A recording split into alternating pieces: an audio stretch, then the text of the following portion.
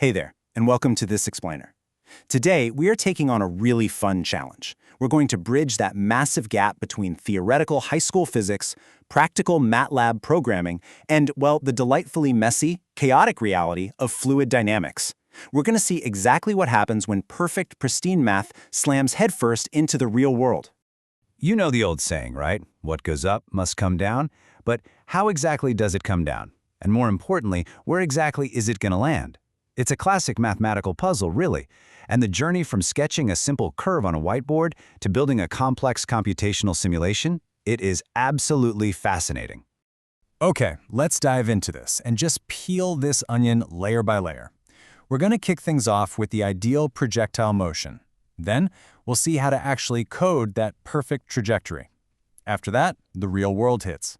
We'll test our theories with a real-life straw rocket experiment, and finally wrap up with a massive plot twist, ascent versus descent asymmetry. All right, starting with section 1, the ideal projectile motion. Let's establish our baseline by stepping into the perfect, pristine vacuum of theoretical physics. Now, to create any sort of mathematical baseline, we have to make some assumptions. You know, simplifying things is always the first step of a good model. So in our imaginary, idealized world, there is zero wind, none. All the motion happens in a strictly two-dimensional vertical plane. We're assuming perfectly uniform gravity. We're treating our projectile as a tiny single-point mass, and we are completely ignoring any rotation or physical deformation of the object itself. And under those flawless conditions, what do we get? A completely flawless parabolic trajectory. You've got a clear initial velocity vector and a very precise launch angle alpha.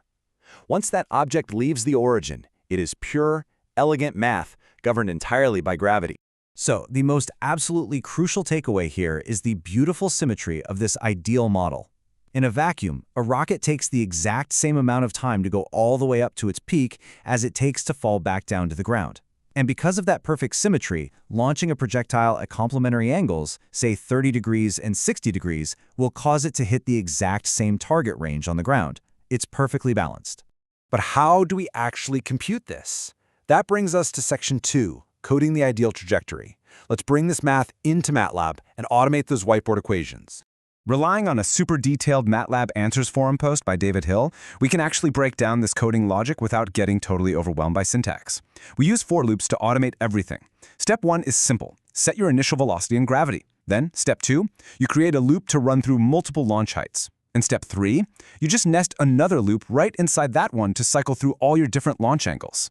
And we can see how this all builds into executable instructions, thanks to community contributors like Luke and Katuk Raj. They show us how to translate these physics concepts straight into MATLAB code. For instance, the math for time of flight just becomes Tmax equals 2 times VIY divided by g. Range is easily coded as r equals v squared times sine of 2 theta divided by g, and your max height translates beautifully to h equals v squared times sine of theta dot squared divided by 2g. Literally just like that, our theoretical equations become an automated working computational model spitting out those beautiful parabolas. But here comes section 3, the real world hits. This is where we pull the rug out from under you because, spoiler alert, we don't actually live in a vacuum. Our perfect little MATLAB parabola is about to slam right into the messy reality of air resistance. 1,000. That is the approximate Reynolds number for a small projectile. Think like a standard toy rocket, flying at about 10 meters per second. Now, if you're not familiar, in fluid dynamics, the Reynolds number dictates exactly how air flows around an object. And hitting 1,000, that's a huge threshold for our mathematical model. Here's why. If the Reynolds number was less than 1, we'd be dealing with highly viscous, smooth, laminar flow.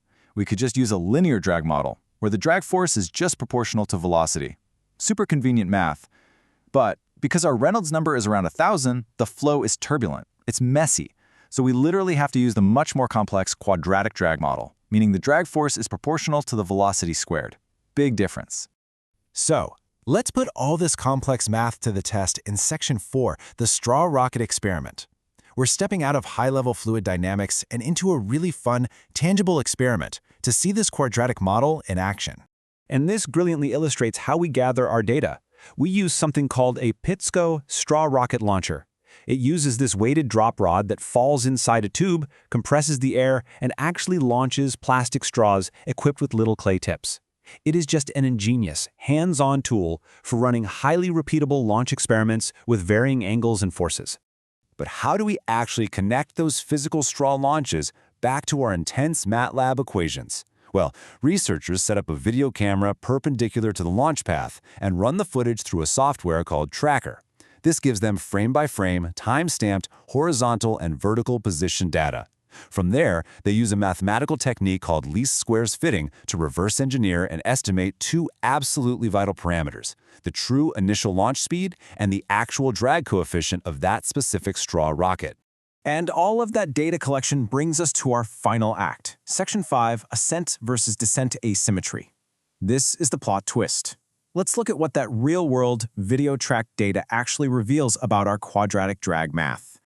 Now, what's really interesting here is the direction of the force. Think about it. During the ascent, when the rocket is shooting upward, the drag vector is pointing down. It's actually joining forces with gravity to aggressively slow the rocket. But during the descent, when the rocket is falling back down, the drag vector points up. It's working against gravity. The physical forces acting on the rocket are completely different depending on which way it's moving. Because of this constantly flipping drag vector, we arrive at a totally mind-bending result. Ascent time no longer equals descent time. No way around it. The beautiful, perfect symmetry of our idealized MATLAB model is utterly destroyed by reality. It literally takes a different amount of time for the rocket to fall back to the ground than it did to rise up to its peak. And to really drive this home, check out this quote from the Cody Journal's analysis of the experiment. They write, "Unlike the no-drag scenario where complementary launch angles result in equal ranges, drag introduces noticeable asymmetry." Simply put, air resistance fundamentally changes how far these things fly horizontally, too. In the real world, a 30-degree launch and a 60-degree launch will absolutely not land in the same spot. The symmetry is just gone. So what does this all mean? I want to leave you with this provocative thought.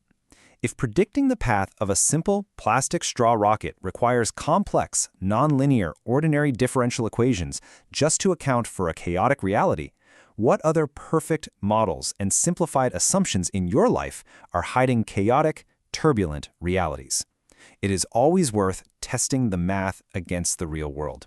Keep questioning, keep learning, and I really hope this explainer has sparked your curiosity.